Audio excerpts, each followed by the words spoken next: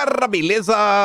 Como é que vocês estão, meus amigos? Hoje é segunda-feira, uma nova semana se inicia e com um dossiê pra lá de especial. Gente, eu não sou de prometer o que eu não posso cumprir. E eu garanto que o dossiê de hoje, ele tá no mesmo patamar, no mesmo hall dos grandes dossiês como do Clube de Roma, CPI dos Rockefeller, Instituto Hudson, Instituto da Ilha Amazônica, aqueles dossiês que nós fizemos viagens ao passado. O de hoje, a gente vai desde os anos 20 até eventos recentes. E o pontapé inicial? Fundação Ford. Já ouviram falar sobre ela? Saiu uma matéria ontem e eu resolvi ir na Biblioteca Nacional. Não é que eu me deparei com o Padre Cícero? O que é que tem a ver Padre Cícero com a Fundação Ford? Vocês vão ver. Talvez até se conecte a eventos recentes da CPI das ONGs, algumas discussões que estamos tendo até hoje.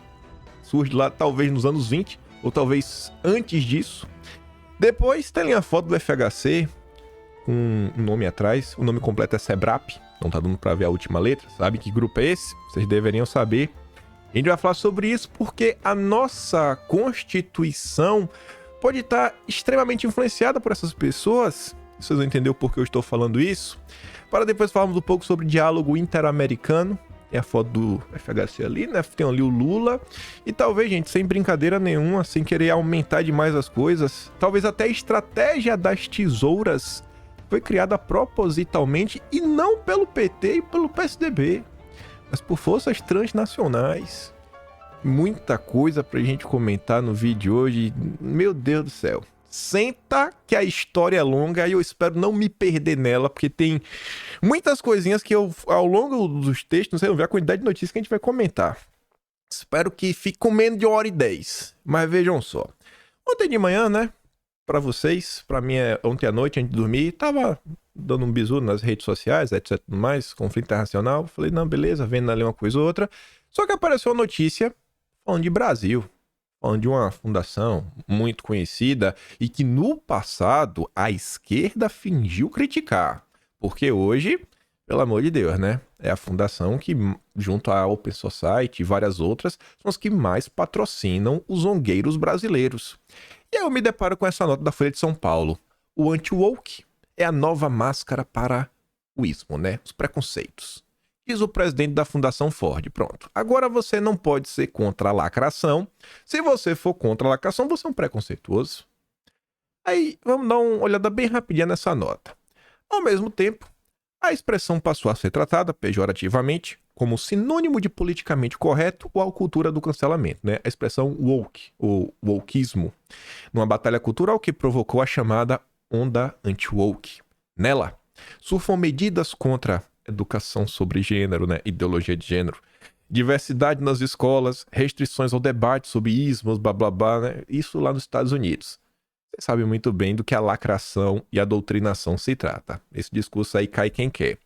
E aí depois, a fala do novo presidente da instituição, Darren Walker. Algumas pessoas são contra uma sociedade mais inclusiva e usam a onda anti-woke como forma de mascarar os seus preconceitos. Vocês realmente caem nesse papinho? Hoje o Walker administra uma fundação de 16 bilhões de dólares. Esse é o caixa de uma fundação como essa. Será que você consegue interferir? Imagina, uma fundação que é só para promover coisas. 16 bilhões de dólares. E diz que o Brasil tem um lugar central nos investimentos internacionais da organização. Ele veio para o Brasil para a comemoração dos 60 anos que a fundação está no Brasil. Não chegou ontem, tem 60 anos aqui.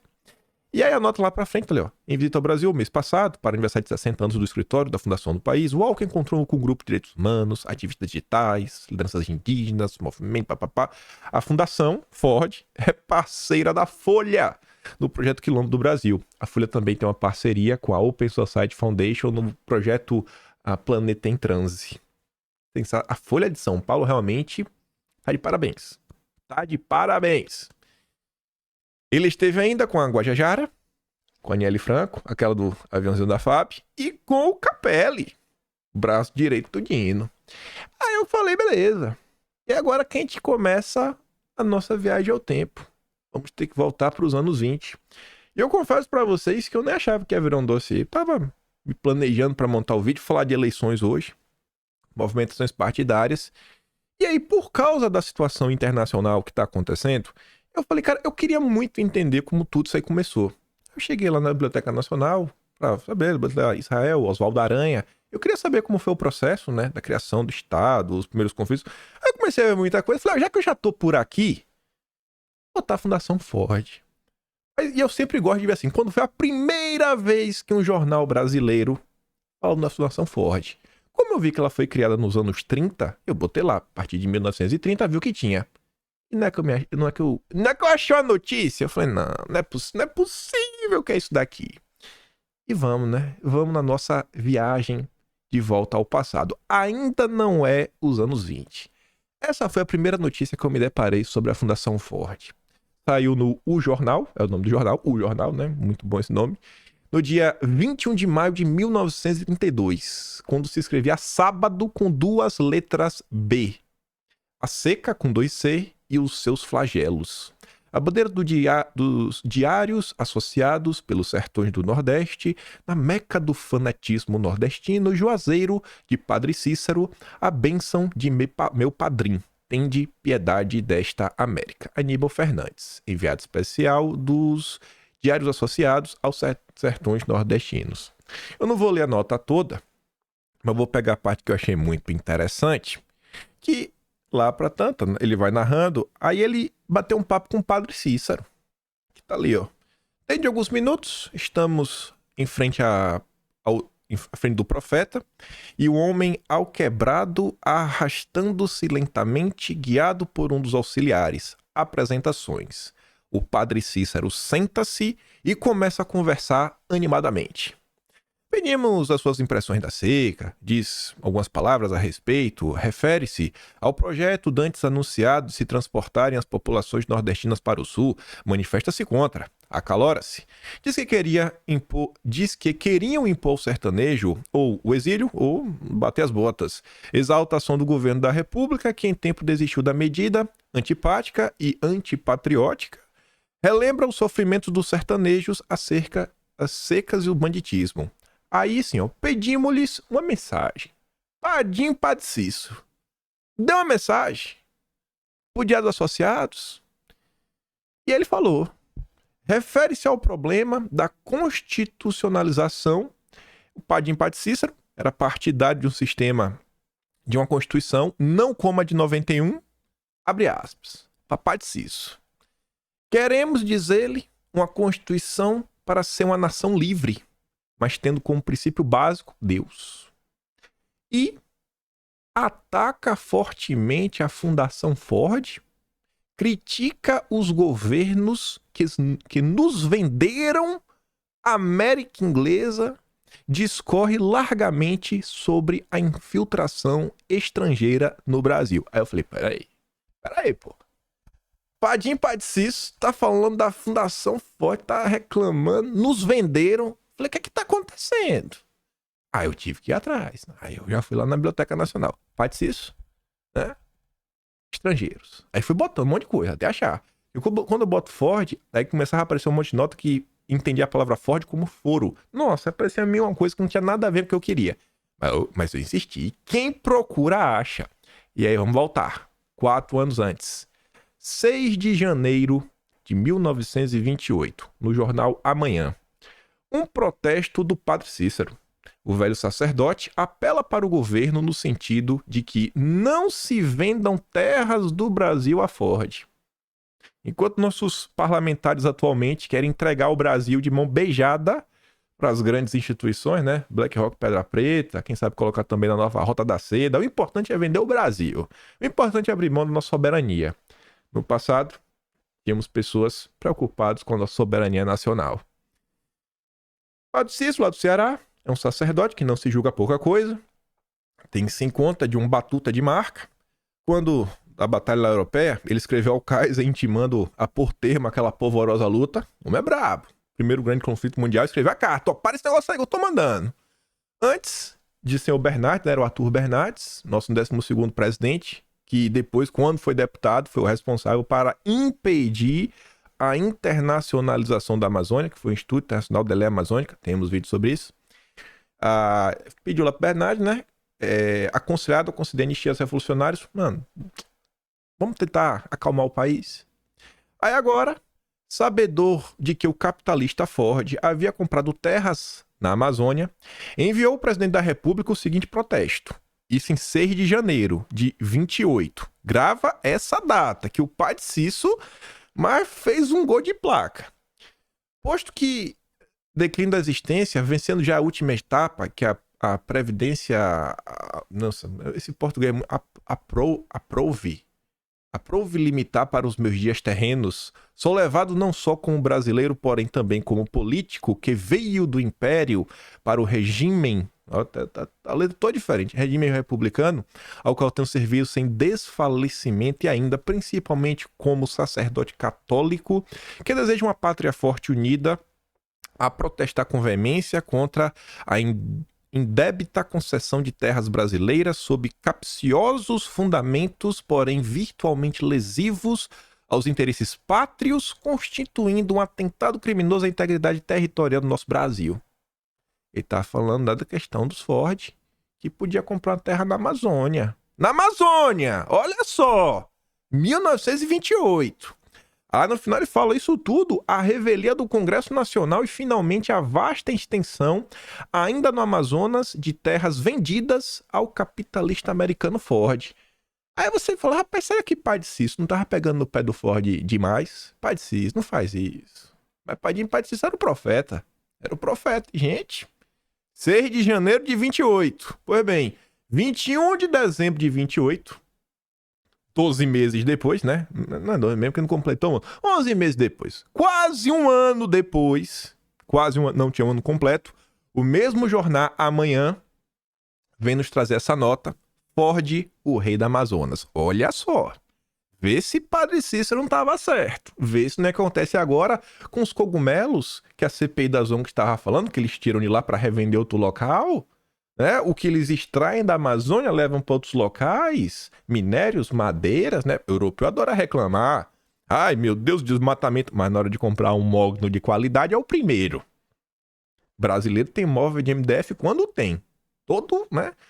Daquele jeito, todo cai nos pedaços. Mas o europeu tem lá um móvelzão de mogno, né? Bonito, lustroso, etc. Mas enfim, ó.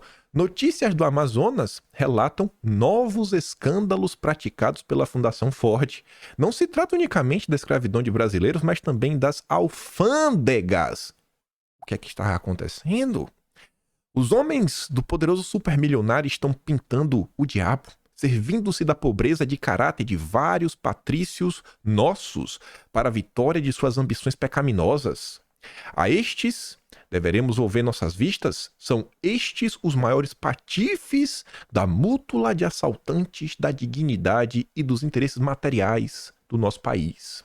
Ford comprou vários brasileiros? Comprou com pouco dinheiro, porque até nisso esses brasileiros são mesquinhos, revelando-se abaixo do nível dos seus colegas de altas esferas administrativas. E como assim comprar alfândega? Pô, alfândega é o que tá ali na barreira, né? Para você poder entrar e sair do Brasil, ver as mercadorias. E aí o jornal O Estado, em 9 de março de 29, 3 meses depois, explica tudo. E mostra que realmente Padim Padicício era o profeta. Com a empresa Ford, foi embargada a remessa de sementes e mudas de EVEA, Manaus, com O, 8, né, AA. O governo do estado, sob o fundamento de que a lei proíbe a exportação de sementes de seringueira, negou licença para a saída do território amazonense de grande quantidade daquelas sementes destinadas às plantações do senhor Henry Ford no Tapajós. A primeira partida embargada pelo fisco estadual consiste em 14 caixas de sementes e 10 amarrados e mudas de EVEA. Anteontem, a bordo do vapor do Distrito Federal, vindo do Rio Madeira, foi embarcada uma nova partida de 390 sacas de semente consignadas à Fundação Ford. Vocês lembram que o Brasil basicamente detinha o monopólio da borracha? Olha desde quando eles queriam quebrar. Depois os britânicos quebraram, né? e levaram lá seringueiras para suas colônias. Porque eles podem ter colônias. Padre Cícero não estava errado não quando ele criticou. Criticou em 28. Aí aquela matéria de 32, ele devia estar bem chateado com essas coisas. Olha, desde quando estão saqueando o Brasil? Entra ano, sai ano, são as mesmas denúncias. O que a gente está vendo agora na CPI das ONGs é apenas um desdobramento disso daqui. Só mudam os atores, os métodos são os mesmos. Ah, não é semente seringueira, agora é outra coisa. O tanto que se fala de biopirataria. Quantas espécies, mudas, diversas coisas que tem lá que são extremamente úteis, o cara leva, estuda, descobre algum tipo de princípio ativo que gera uma patente que torna empresas farmacêuticas trilionárias. Mas tá aí, gente. Tá aí. Aqui era a época que os nossos jornais estavam ao lado do Brasil. Hoje os nossos jornais defendem que sejamos saqueados. Defendem que eles se instaurem no Brasil, que nem precisa enviar. Não instala aqui mesmo. Tu leva. Não precisa nem passar pela... Leva. Leva que é teu. Leva que é teu. Ah, vamos continuar. Aí eu me empolguei, né? Eu falei, eita, vamos pesquisar mais aqui sobre o Instituto Ford. Aí fui passando os anos. Passando os anos. E aí eu encontrei um nome que eu conhecia. Eu conheci o nome. Essa não foi a primeira notícia que eu achei. Aí depois eu já peguei esse nome que eu conhecia, que tava ligado a esse grupo, Sebrap. Porra, dei a cola, né? Tá vendo aqui o FHC ali? É o FHC. Aí eu botei lá na Biblioteca Nacional, né? Fundação Ford, Sebrap. Começou a ver um monte de notícia. Eu falei, mas nossa senhora, eu não sabia disso. 6 de maio de 74. Centro Paulista de Análise e Planejamento está entre mais importantes do mundo. O desencontro entre o que a sociedade reclama da universidade e o que a universidade foi capaz de produzir como resposta, né? Então, até hoje é um problema, já era um problema lá, né? Sem dúvida, uma das mais notórias assincronias do processo de desenvolvimento brasileiro, né? Existe isso, era um problema. A população cria uma coisa, mas a universidade não entregava nada. Até hoje, né? Um local de militância. E aí, para combater esse problema, surgiu o Centro Brasileiro de Análise e Planejamento, Sebrap, no qual trabalham cerca de 30 pesquisadores e professores, além de estagiários. O centro acredita ter conseguido atingir os objetivos, né, que se propôs, muitos estudos, etc. Eles queriam criar uma área de pesquisa acadêmicas que imediatamente passou a ser reconhecida pelas mais importantes instituições de pesquisa do mundo. Mas será que isso foi aleatório? Ou será que eles começaram, embrilharam e depois chegaram os grandões? Ou será que os grandões, o respaldo internacional está desde a fundação?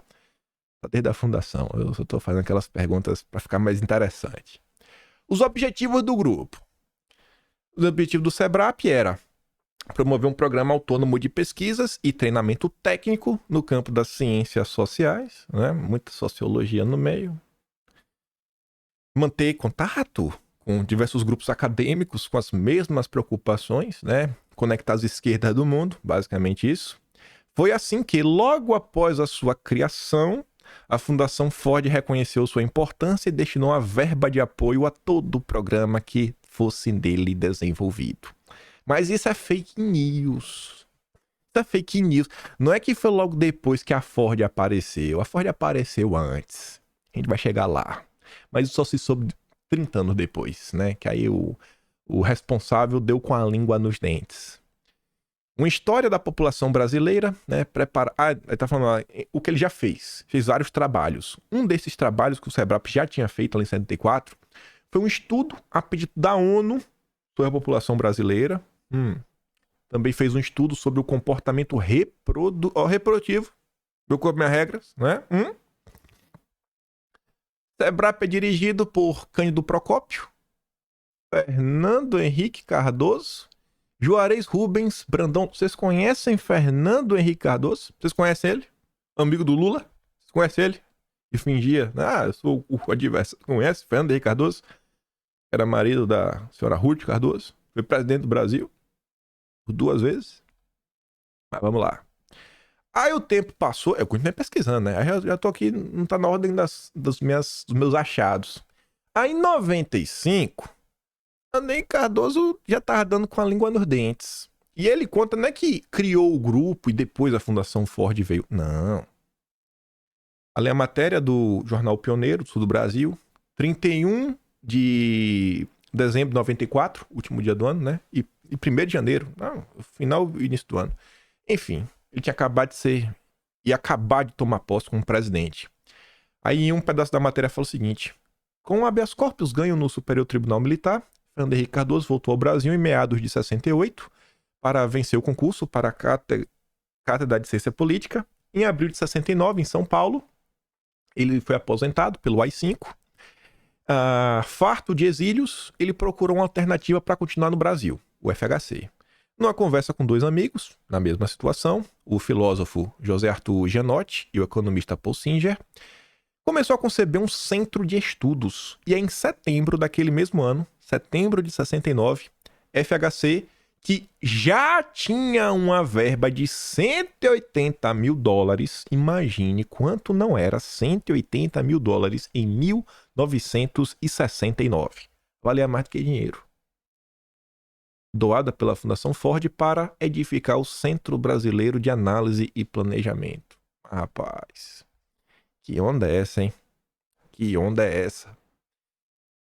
Alguns anos depois, uma matéria aqui de 99, entrevistados relembram as discussões no SEBRAP, instituto criado há 30 anos pelo grupo do presidente, o laboratório de FHC.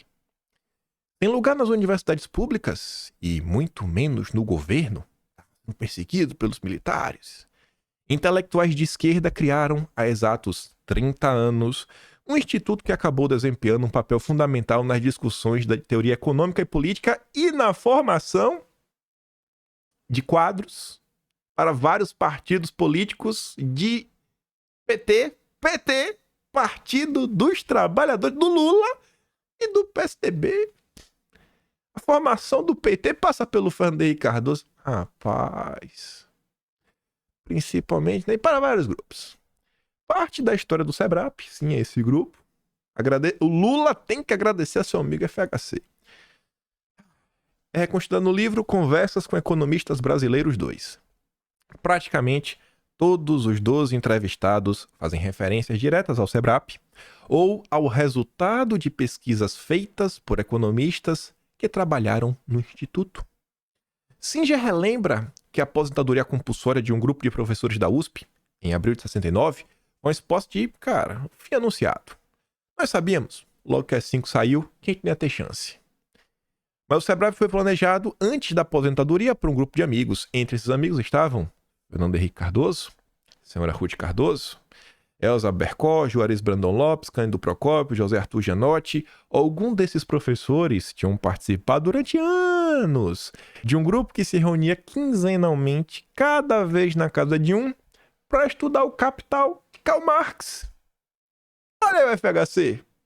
Olha aí o grande presidente liberal. É liberal. O liberal Karl Marx. O SEBRAP foi financiado no seu início, praticamente por uma única instituição americana, a Fundação Ford. Para não deixar dúvidas.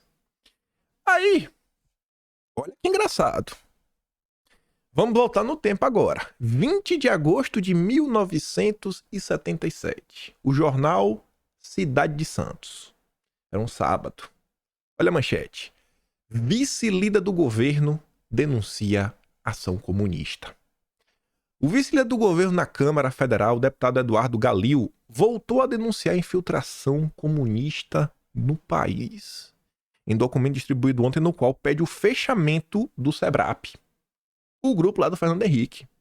Ele acusava o órgão de utilizar de recursos da Fundação Ford, além de outras instituições estrangeiras, para fazer pregação do Partido Comunista Brasileiro através do MDB.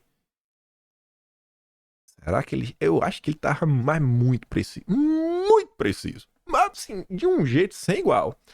As ligações entre o SEBRAP e o MDB, segundo o representante da Arena Fluminense, é uma violação do artigo 152 da Constituição, que proíbe a vinculação de partidos políticos com entidades estrangeiras. Inclusive, é uma das coisas que apontam, né, a ligação do PT com o Foro de São Paulo, que não poderia existir, não poderia ser subordinado a forças internacionais.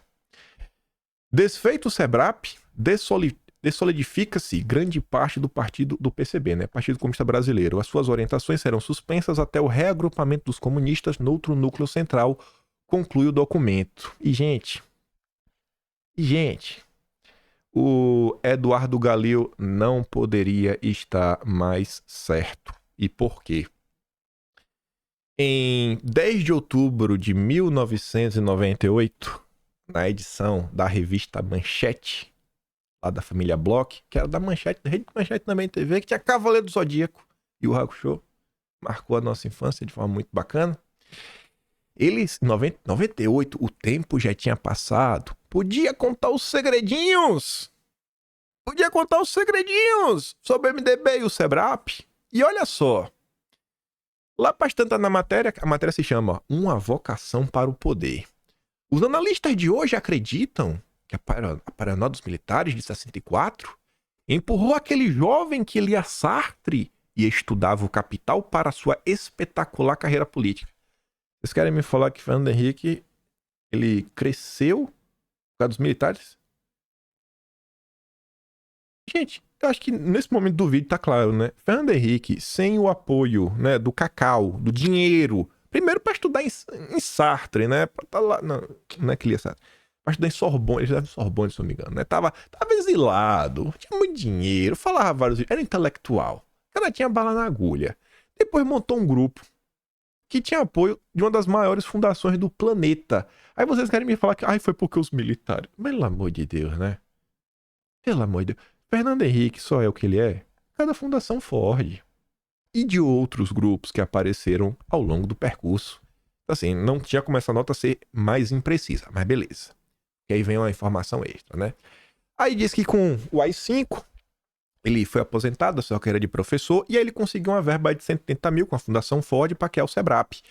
E aí, no início de 74, 3 anos antes desta nota, Ulisses Guimarães, o grande Ulisses Guimarães, você tem que invocá-lo toda vez que você falar a palavra Constituição. O grande Ulisses Guimarães, o pai da Constituição do Brasil, ele pediu para o SEBRAP que elaborasse um programa partidário que servisse de base à campanha eleitoral daquele ano. O grande Ulisses Guimarães do MDB, grande democrata, não é porque eu falar de democracia, é Ulisses Guimarães. O resultado foi um programa que mencionava pioneiramente no Brasil questões sociais como as do índio, da mulher, e o que ajudou o MDB a eleger senadores em 16 estados. Imagina como era o programa. A Agenda Verde já estava ali. Já estava ali na esteira. Lembra que nesse momento já tinha tido a Estocolmo 72, Clube de Roma já estava voando, Fernando Henrique Cardoso, membro do Clube de Roma, toda a Agenda Verde no meio, né? A confusão instaurada. Aí você vê, né? Olha a Constituição Brasileira de 88. Olha aí quem é Ulisses Guimarães. Rapaz, que onda, viu? Estamos perdendo todas. A gente não ganhou nenhuma. A única vez que a gente ganhou foi 2018 com o Bolsonaro. Essa tá sendo a minha nova conclusão. Até então perdemos todas no Brasil. Todas. Absolutamente todas. Minha Nossa Senhora. Mas antes de passar aqui, só para bater mais uma vez na tecla, olha como eles estão falando, não, pô, o grupo fazia uns estudos, né? Tinha uns estudos, o SEBRAP tinha vários estudos sensacionais. Meu corpo, minha regra, né? Para um. Aí veja só, rapaz. Não era pra ter uma quebra aqui de coisa, não. Enfim. Isso aqui era pra estar no tema anterior ainda. Não sei por que ele teve essa quebra de tema. Que a gente não vai falar ainda do diálogo interamericano. Mas tudo bem. Isso aqui foi na hora que eu achei que eu tinha feito certo. Aí eu apaguei pra mudar a imagem. E acabei botando o ponto dessa transição, assim, né, no vídeo no lugar errado. Mas tudo bem. Era pra continuar no tema anterior ainda. É que eu tava falando do Clube de Roma, né? Porque já tava aqui na sequência. Lembra? Isso aqui foi um print lá do dossiê do Clube de Roma. Em 79, a turma do Clube de Roma veio pro Brasil. Quem estava lá? Fernando Henrique Cardoso. Também estava lá o Celso Laffer e toda a turminha. No dossiê lá do Clube de Roma, a gente mostrava aqui, em 71, já eram teses que rodavam o mundo todo. Os super intelectuais, como por exemplo, Os países ricos não podem ficar mais ricos e os pobres devem limitar as suas populações. Tem que limitar, viu? Não pode ter muito filho, não. Controle de natalidade. O projeto é patrocinado pelo Clube de Roma. Isso aqui em 71. Aí vamos voltar. 76. Aquele mesmo período. Confusão, já tava denunciando, né? Agenda comunista. O simpósio da Fundação Ford. Essa nota é muito maior do que isso. E tem um parágrafo que, se não me engano, é o primeiro ou o segundo, que ele fala o seguinte, que é um absurdo falar de planejamento familiar por pobreza, por falta de capacidade do Estado de entregar uma boa situação econômica. Exatamente a tese que eles estão defendendo em 71, Clube de Roma, né? Mas essa nota é sobre o SEBRAP, falando, né? Teve um simpósio patrocinado com a Fundação Ford, uma do SEBRAP, outros grupos. E aí eles apresentaram trabalhos sobre fecundidade, crescimento demográfico e o tamanho da família. Os como Paul Singer, Edi Kogu, Morvan Moreira falam sobre modelos econômicos sociológicos do comportamento familiar. Olha como a turma tava preocupada. E aí o deputado Jailson Barreto, um dos poucos a relacionar abertamente a política de planejamento familiar com migrações internas, o deputado criticou a realização do simpósio da Fundação Ford no Sheraton, no Rio de Janeiro, e ao mesmo tempo perguntou como é que o governo brasileiro permite a atuação de entidades como a Benfam, apesar da legislação federal ter toda ela um enfoque de estímulo à natalidade. O Brasil quer que as pessoas tenham filho e vocês estão vindo na conta, tá tudo errado. Tudo errado, tudo errado, tudo errado. E tem vários textos. Ó, planejamento familiar, vamos selecionar os melhores. Rapaz, na última vez que eu ouvi alguém falando de selecionar... Não, esse aqui tá... defeituoso. Rapaz. Isso, olha. Não vou nem falar o nome disso, viu? Não vou nem falar o nome... Isso aqui foi em 77 também. Fundação Ford, tá ali, dá pra ver meio ver. Isso é brabo também, ambos na mesma nota. Eu não vou nem falar mais sobre isso, porque eu não vou ficar pegando no pé. Aí vamos continuar. Aí fiquei lá pesquisando. Cheguei no ano de 82. Crise se agrava nos anos 80. Eita, lá, Eduardo Brito, né, que escreveu a nota. Até o Banco Mundial propõe que países ricos mudem política econômica, tá? Mas assim, Roberto McNamara, ex-secretário de Estado norte-americano, ex-presidente do Banco Mundial, não está propriamente desempregado. Após ele deixar o Bird, assumiu uma diretoria da Fundação Ford e foi nessa condição que ele veio ao Brasil na semana passada para uma série de contatos que iam desde assessores do ministro Delfim Neto até o suplente de senador Fernando Henrique Cardoso do PMDB paulista. Aí eu fui atrás de mais informações. Isso daqui estava no jornal Correio Brasiliense. No Jornal do Brasil, de 21 de setembro daquele mesmo ano, aí tem mais informações. Teve um jantar do McNamara. O escritório da Fundação Ford no Rio ofereceu um jantar domingo no Rio Palace a um grupo de brasileiros que se reuniu em torno de um conselheiro da fundação, o Robert McNamara, o Roberto, vamos chamar ele de Roberto. Secretário de Defesa do governo Kennedy, ex-presidente do Banco Mundial. Roberto conversou muito com o suplente de senador em São Paulo, do PMDB, Fernando Henrique Cardoso. Durante a conversa, insistiu em ouvir opiniões sobre dois problemas brasileiros. O primeiro deles, dívida externa. Quem foi o presidente que conseguiu resolver a dívida externa brasileira? Conseguiu, né? Muito entre aspas. Fernando Henrique, né? Como? Ele trouxe o Armínio Fraga. O Armínio Fraga pediu demissão pro Soros, tava trabalhando pro Soros, e veio tomar conta do Banco Central, né? Muito engraçado isso, muito engraçado.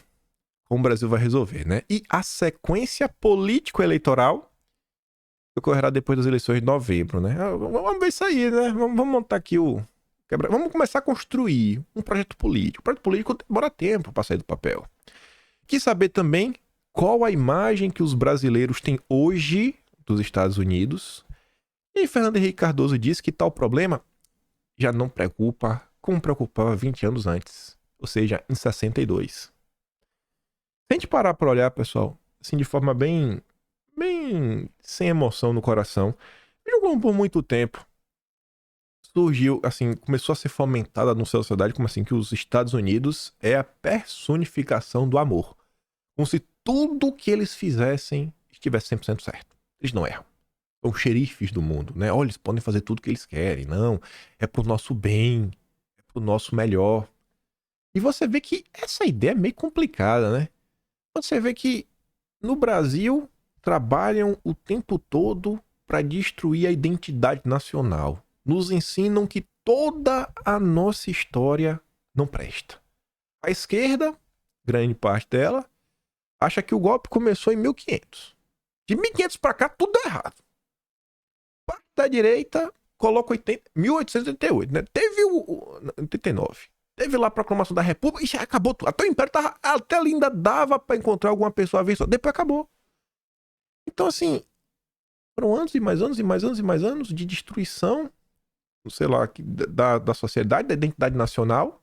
Mas se você para e olha pro passado, você vê, pô, não, as pessoas tinham uma certa preocupação com o Brasil, tinham um sentimento nacional no passado. Ele foi quebrado. Anos 70, anos 80, anos 90, anos 2000. E você vê que isso não é aleatório. Não é aleatório. É o que a gente vem batendo muito na tecla recentemente. Você olha pro mundo, você vê a turma lá, o Comuna, aquele país vermelho. Não dá pra falar que é mocinho de jeito nenhum. Aquele país grandão que tá em cima dele? Também não. Mas você ia falar que os grandes países chamados globalistas, né, que estão por trás da agenda da ONU, estão do nosso lado também? Também não estão.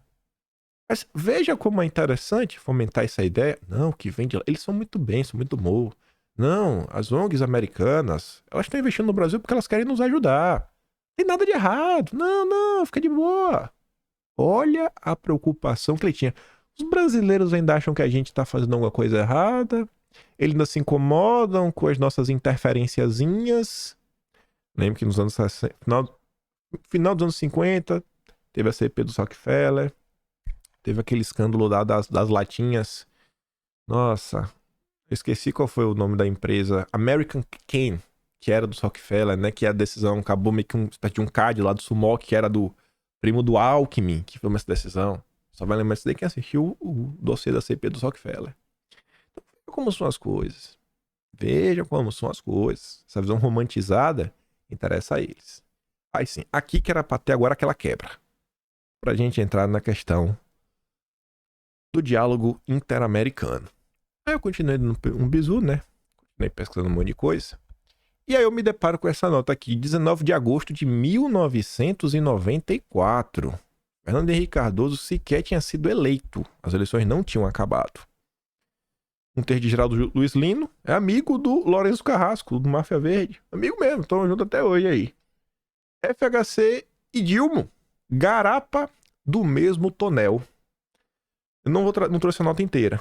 Trouxe 4 parágrafos. 4 pedaços, né? Que eu recortei no dedo.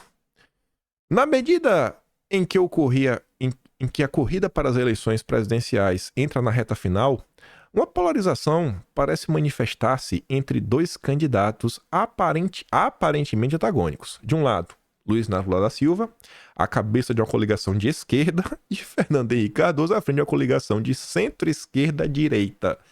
Na verdade, trata-se de uma falta disjuntiva que está sendo oferecida aos brasileiros. À sua maneira, ambos estão comprometidos com a agenda das oligarquias globalistas, malthusianas, né, que é controlar a quantidade de pessoas no planeta, internacionais, para as quais é crucial manter o Brasil afastado de um caminho que o leve a um processo continuado de desenvolvimento soberano e equânime, o que constitui uma ameaça ao pesadelo chamado de nova ordem, que pretende implantar em todo o planeta. Né? Até onde se pode perceber, tal condição será assegurada com a vitória de qualquer dos dois candidatos. Da mesma forma, tanto a FHC quanto o Dilma são membros do chamado Diálogo Interamericano, uma pouco conhecida organização que reúne representantes da nata do establishment americano e de outros países do continente. Criado em 82, por instâncias do Departamento de Estado norte-americano da família Rockefeller, a entidade promove reuniões anuais para discussão do que considera os principais problemas continentais e a busca de soluções comuns para eles. Entre as suas principais propostas tem ó, o orégano, ó, né? Redução e reorientação das forças de defesa, promoção do indigenismo, ambientalismo, ao topo da agenda das relações internacionais, né? Colocar a agenda verde lá em cima, é o que o Lula está fazendo. Limitação das soberanias nacionais, sob uma série de pretextos. Ó, o que o Lula disse. Não dá mais pra gente ir na COP, tomar uma decisão e ter que depois ir no Congresso Nacional para implementar. Não dá, porque o Congresso não coloca. Pelo menos nisso. A ONU tem que ter esse poder. Ou seja, vamos abrir mão da soberania nacional vamos a esse pretexto, nesse contexto. Proteger o meio ambiente, o clima. 1994. Estamos perdendo todas. Só ganhamos de 2018. Você vê que essa agenda vai avançando, avançando, avançando. Mas demora também para avançar. E o que nos mostra que temos que começar a avançar com a nossa agenda, trabalhar em torno dela, discutir um projeto de país. Porque se a gente não tem um projeto de país, essa turma tem um projeto pro nosso Brasil. E eles tinham mesmo, viu? Eles tinham mesmo. A propósito, outro membro brasileiro da entidade é o banqueiro Jorge Paulo Lemann. Fala dele. Eu entrei no site da Diário Interamericano. Se você entrar hoje, o Lemann não tá, mas tá a Tabata. Então ele tá, né? Tá via Tabata. É Tabata amiga dele. Não é Tabata. Baita coincidência. Um dos co-presidentes do Diálogo Interamericano é o norte-americano Peter Bell, amigo pessoal do FHC, desde a década de 60, quando era presidente da Fundação Forte no Brasil, com a doação da fundação arranjada pessoalmente pelo Bell em 69, que permitiu ao FHC fundar o SEBRAP, a ONG na qual consolidou a sua fama de intelectual de esquerda.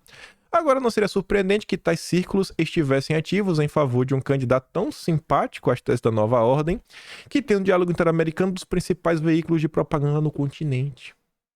Aí eles não tem nenhum grupo para chancelar e falar, temos aqui uma ONG, temos um instituto que realmente seja um tipo de respeito, falar que nós chancelamos esse candidato. Não temos nada, estamos totalmente perdidos.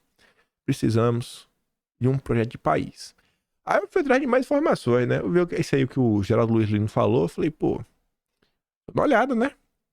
Vê se confere. Aí eu achei essa matéria de 87. 7 anos antes do Geraldo Luiz Lino. Saiu no Pioneiro. Bressa defende negociação com o FMI. E ele dizia, o ministro da Fazenda admitiu ontem aos membros do grupo executivo do Diário Interamericano. Eu falei, peraí, esse grupo realmente existe? Não existe porque tem o site. Por outro lado, o senador Fernando Henrique Cardoso, que também é membro do Inter-American Dialogue. Então ele realmente é membro e a FHC continua no quadro de membros até hoje. Então, essa informação confirma. O Inter-American Dialogue, entidade não governamental composta por 60 personalidades das Américas e que se reúne periodicamente para examinar os problemas da região e aprofundar as possíveis soluções. Estavam muito preocupados, né? Tá bom. Aí, encontrei mais outra nota, também de 87, 5 de maio de 87, na mesma linha. FHC, que integra o comitê, descartou, porém, a possibilidade do governo recorrer ao FMI por causa de suas teses recessivas, argumentando que o melhor caminho seria levantar empréstimos junto ao próprio Banco Mundial. Peraí, Banco Mundial? Quem é que estava no Banco Mundial, que a gente falou recentemente, e que não estava mais depois, e assumiu a Fundação Ford? O McNamara? O Roberto McNamara, Fundação Ford. Será que Fernando Henrique Cardoso tinha motivos para preferir o Banco Mundial, que seus amigos da Fundação Ford nada tinham contatinhos no WhatsApp? Peter Bell, um dos vice-presidentes do comitê, observou contudo que o FMI vem sendo pressionado a liberar Peter Bell também era membro do Diálogo Interamericano. E aí, numa nota muito melhor, publicada no Tribuno da Imprensa de 1995, essa nota ela se refere a uma matéria publicada no New York Times, onde o Peter Bell, que foi apontado lá pelo Geraldo Luiz Lino como um cara que era amigo de FHC desde a década de 60 e que arrumou um dinheiro para o FHC montar a ONG dele, essa nota traz uma fala Porque o Peter Bell lhe concedeu a entrevista para o New York Times. Aí tá ali, ó. O jornal conta ainda um episódio ocorrido em 69, envolvendo FHC, e o ex-funcionário da Fundação Ford, Peter Bell. Abre aspas. Saboreio hoje a ironia que eu fui pressionado pela embaixada americana a cortar recursos da fundação destinados ao grupo que o senador Cardoso estava criando. A embaixada alegava que ele era comunista sem futuro. Vai ser um comunista, não bota dinheiro aí não, pô. Vai estar gastando dinheiro, gasta dinheiro com outra coisa. Disse Bell. Hoje, presidente em Washington da Inter-American Dialogue, né? O Peter Bell hoje era o presidente do diálogo interamericano. E FHC, em 3 de janeiro de 95, era presidente do Brasil. Assim, aí você volta pra revista Manchete. Não, foram os militares. Eles colocaram o S5 contra o FHC e tornaram ele um grande político? Não. O FHC foi formado com dinheiro internacional. Internacional. Assim, ó, a gente vai pagar pra te promover no mundo. Você é o nosso garotinho dos olhos de ouro. E aí o grupo que ele se referia era a SEBRAP. Então o cara assume. Eu botei dinheiro. A gente promoveu. Foi 180 mil só pra abrir, gente. Conforme os anos foi passando, foi mais dinheiro entrando. Tá de brincadeira comigo. Aí eu fui no Arquivo Nacional.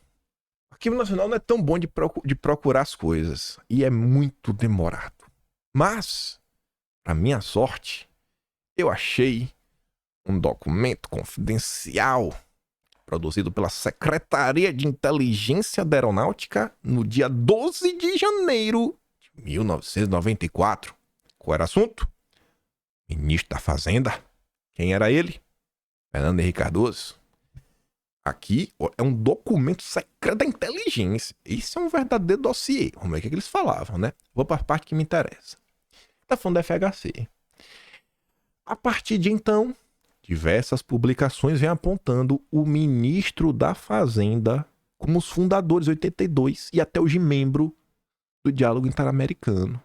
Instituição criada por iniciativa conjunta do Rockefeller com o governo americano, como sucursal da Comissão Trilateral para as Américas. Essa entidade funciona como um grupo de influência política estratégica com o objetivo principal de suplantar as tradicionais relações bilaterais entre os americanos e demais países do hemisfério através da imposição de uma agenda supranacional regional como resposta à deterioração dessas relações a partir da crise das dívidas externas. Olha só, né? Deu bom na dívida, tá? Eles estavam falando de dívida ali, né? Não sei o que, vamos rever aí, né? Através do sistema financeiro, você impõe controle. Controle através do sistema financeiro. É tipo SG, né? Tipo SG. Mudou, agora é SG. Agora eles deram um próximo passo. Coisas não mudam. O Diálogo Interamericano é apêndice da Comissão Trilateral. Aí, esse dossiê da aeronáutica, da inteligência, tinha um anexo. Olha o anexo. É as maluquices da aeronáutica, não é culpa minha, só tô lendo. O Conselho de Relações Exteriores, o Círculo Bilderberg, a Comissão Trilateral. O Conselho de Relações Exteriores foi uma entidade criada em Nova York em 21, né? Conselho privado, papapá, PPP. Aí na década de 50, o Conselho se deparou com a necessidade de possuir uma instância extraoficial e privada para responder um novo contexto criado pela crescente transnacionalização das grandes corporações e poder contar com a representação europeia qualificada. Foi criada então em maio de 54 na Holanda, o Círculo de Bilderberg. Depois você tem as bolsas de você tem as bolsas de valores, né, da vida, porque basicamente é um braço disso.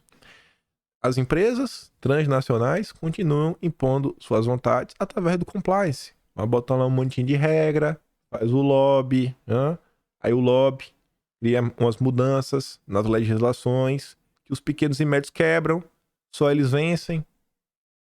Tudo numa articulação que vem de cima para baixo. Nada mudou. Nada mudou.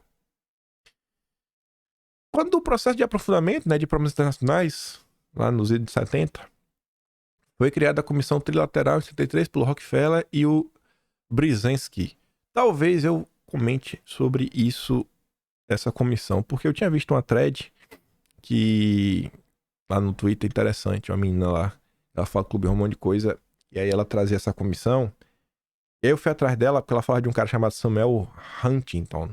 Esse cara era basicamente um estrategista que falava de várias coisas. E eu achei ele sendo citado pela turma do MDB, na revista Manchete 77. Antes de tudo isso daqui, sei lá, semana passada eu tinha visto esse print da MDB. Eu falei, nossa, mas eu não tinha tempo de pesquisar hoje. Então talvez, em um futuro próximo, falaremos sobre essa comissão trilateral. Deve ter alguma treta. Se o turma do MDB em 77, que vocês já estão vendo a treta do FHC, estava envolvido, confusão, com certeza existe. Mas vamos continuar. Até que era pra ter mudado também. E não vai mudar de novo? Cadê? Agora... Putz, aqui era pra ter quebra também no vídeo. Sabe aquela quebra que tem um coisa? Aqui era pra entrar o Dilma. Aqui, né? Aqui era pra ter a quebra e a gente entrar na foto do Dilma. Hoje deu errado, mas tá de boa. Mas enfim. PT tem credibilidade para governar. A nota do Geraldo Luiz Lino falava que não só a FHC, mas o Dilma também era lá do diálogo interamericano. Aí eu fui dar uns bisu, fui pesquisar algumas coisas. Só que antes de falar disso, propriamente dito, só para complementar aqui, olha que nota bacana. Por muitos anos, principalmente naquele período Dilma Rousseff, de 2010 para frente, que o Lula não era mais candidato, que a menina começou a crescer as asinhas, começou a crescer o olho, querendo o poder. Grande parte da esquerda apontava que a Marina ela era financiada pela Fundação Ford. Que a Marina tinha vínculos com todas essas ONGs internacionais, do grande capital. E eu nasci esta nota de 96 que falava o seguinte: PT tem credibilidade para governar. E quem que atestava essa credibilidade? Fundação Ford. O Partido dos Trabalhadores tem competência e credibilidade para governar o país, disse a senadora do Acre, Marina Silva, na época no PT. Ao comentar que dos 630 projetos que foram inscritos para concorrer ao Prêmio Gestão Pública e Cidadania, a Fundação Vargas e a Fundação Ford selecionaram 20 como os mais inovadores na esfera pública do país. Segundo ela, desses projetos, 8 foram realizados por prefeituras administradas pelo Partido dos Trabalhadores. Aí, indo pro diálogo interamericano, saber do Dilma, né? Se ele FHC for a mesma coisa. Teve ali 30 de novembro de 1994. É uma nota do José Carlos Graça Wagner, advogado. É o cara que o Olavo de Carvalho atribui tudo que ele sabe sobre o Foro de São Paulo, né? Foi o José Carlos Graça Wagner que apresentou para o Olavo de Carvalho sobre o Foro de São Paulo. E em determinado ponto da nota que ele escrevia, ele falava assim, ó: por fim, é preciso também que Lula explique a sua participação no diálogo interamericano ao lado de David Rockefeller, de McNamara, né, o Roberto McNamara, e também de Vanderlei Cardoso. O diálogo interamericano defende manter fidel, né, seu regime fechado, com abertura aos investimentos capitalistas. Será a adoção de uma espécie de capitalismo vermelho. Verifica-se também, nessa matéria, a criatividade cubana dos integrantes do PT é surpreendente e inesperada. Seria bom para a transparência política que os envolvidos explicassem o que pretendem o Foro de São Paulo e o diálogo interamericano. Não é matéria eleitoral. Conhecer os planos desses dois grupos, que estão em sintonia em muitos pontos relacionados ao futuro da América Latina, é o maior interesse da população e das instituições nacionais. Aí eu encontrei essa nota aqui de 3 de janeiro de 1994 do Jornal do Comércio. Não aparece o autor dela, só que uma nota que faz várias perguntas, aquelas perguntas retóricas. Pergunta retórica e tenta ser irônico. Aí fala assim, rir ou chorar? Rir ou chorar? Aí vai botando vários casos, né, que mostram incoerências, hipocrisias. E aí fala, é pra rir ou pra chorar? Aí fala, Lula? Que Lula? Aquele que é sócio do Diálogo Interamericano, junto com o FHC, e que só vive visitando Washington? Se ele não sabe nem que avião está metido e voando, vai lá saber o sentido do programa democrático ditado pelos americanos pela América Latina? Que Lula? Lula? Ah, pelo amor de Deus. Lula? Opção. Aí encontrei outra nota. Essa aqui é muito mais interessante. É de 1º de abril. Devia ser até o aniversário do Lula. Para Lula, ex-ministro representa o atraso. Ele está falando do FHC. Antes de eu mostrar para vocês só 2 parágrafozinhos, olha o subtítulo. Candidato do PT lembra que Cardoso tem apoio da Fiesp e da Febraban. Isso é ruim, é Lula? Porque hoje A Fiesp é do teu sobrinho de consideração Josué Gomes, né? E a Febraban é do amigo e irmão do Haddad, o Sidney, que tá no teu conselhão. Olha como as coisas não mudam, né? É o verdadeiro teatro das tesouras. Aí eu me pergunto, será que foi um por acaso PT, PSDB, teatro das tesouras, ou já foi tudo planejado desde o início? Sempre trabalhado para manter tudo na mais profunda confusão e atraso. Mas vamos dar uma olhada, né? Entendeu? Petista agora segue para o Washington. Pronto, lá vai o Lula. Na época não tinha um Biden, né? Ele vai ter outro amigo lá. Mas tá ali, ó. Empenhado em imprimir imagem de moderação à sua candidatura ao Planalto, Lula vai fazer uma viagem para Washington, né? Vai ter encontro com funcionários graduados do governo americano, representantes do mundo acadêmico, sindical, organizações de promoção de direitos humanos, políticas ambientais e outros lobbies que se interessam pelo Brasil. Tem muita gente interessada no Brasil, hein, Lula? Ah, Lula. Sua agenda ainda não está fechada, mas deve incluir contatos com executivos de bancos, empresas de Nova York. A visita de Lula começou a ser preparada em fevereiro passado, com a ajuda do Diálogo Interamericano, uma entidade que congrega personalidade. Lula é um dos fundadores brasileiros da organização, segundo nota aqui da Tribuna da Imprensa de 1º de abril de 94. Como é que você vai falar que essa turma é diferente, né? É um bando de iguais. Aí, voltando um pouco para o FHC, o real, a ressaca e o ociólogo. Uma nota de 18 de julho de 95. Na sua vocação, né, armado uma tática de dizer e desdizer, chegou ao cume. Deslumbrado pelo sucesso que lhe proporcionou a Fundação Ford em aliança com o Diálogo Interamericano dos Rockefeller, por intermédio do centro acadêmico Woodrow Wilson, que, segundo este, teve a felicidade de associar o dinheiro e cérebros, o carreirista já articula a reeleição. Está falando do FHC. Quando em seu discurso de despedida do Senado, ou seja, isso em pelo menos 94, FHC nem tinha sido eleito ainda. FHC declarou que iria governar com as ONGs. Tinha plena consciência do que elas representavam de apoio, em sua maioria financiadas pelo Endowment for Democracy. Na verdade, acho que é National Endowment for Democracy. É o NED. Tá voltando um nome antes, que é o NED, isso daí. É um grupo que hoje também financia grupos, que inclusive você botar no Twitter, você vai encontrar o PCO falando dos vínculos do NED com Boulos. Porque as coisas não mudam. É o Brasil. Soberania nacional segue sendo um tema. Talvez seja o tema mais importante a ser discutido neste exato momento. E ele também faz essa comissão trilateral. Estou sentindo que eu tenho que pesquisar sobre ela. Não sei quando isso vai sair. Mas vamos lá. E aí eu quero trazer, cheguei aqui na reta final, uma nota que a gente já comentou várias vezes. Mas pelo menos umas 4 vezes só esse ano. O FHC fala que vai governar com as ONGs antes de assumir a presidência. FHC assume a presidência. No seu 9º mês de governo, em setembro de 95, o FHC viajaria para Bruxelas. A Folha de São Paulo publicaria essa nota. Tucano faz apelo a ONGs. FHC desarmou qualquer possível crítica de ONGs europeias, com apelo para que passem a ser neo-governamentais. Ele falou que ele ia governar com as ONGs. Você entende agora? Eu agora entendo essa nota de uma forma ainda mais profunda, mais intensa, mais ampla. Ou seja, ajudem o governo a resolver problemas como desigualdade, discriminação, né, preconceito, seres humanos, meio ambiente.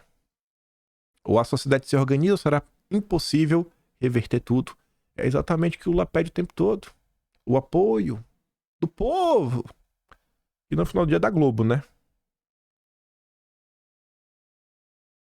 Mesmo sem um apelo, a FHC teria desarmado porque os temas que elas selecionaram para discutir foram respondidos da linha proposta pelas próprias ONGs. Primeiro, cooperação do mundo desenvolvido para a preservação ambiental especial da Amazônia. Ah, bandido!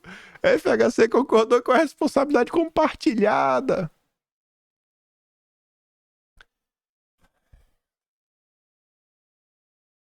Nada muda. O Lula tá fazendo isso daí. Culpa um monte de coisa aí. O Lula tava lá querendo criar lá um centro de quase uma polícia internacional na Amazônia. O Plínio Valério já entrou contra. Coisas não mudam. Você vê que eles têm um plano. Entra presidente, sai presidente, eles tentam emplacar. Vamos tentar emplacar o plano. Vamos tentar emplacar o... Ele vai. E, ó, tem uma agenda. E vamos seguir essa agenda. Vamos seguir essa agenda.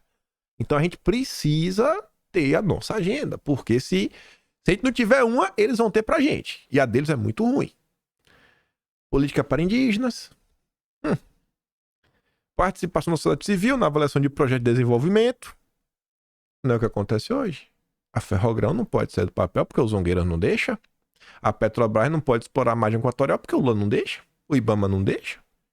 A FHC lembrou que as instituições financeiras brasileiras estão adotando agora os mesmos critérios do Banco Mundial para a concessão de empréstimos.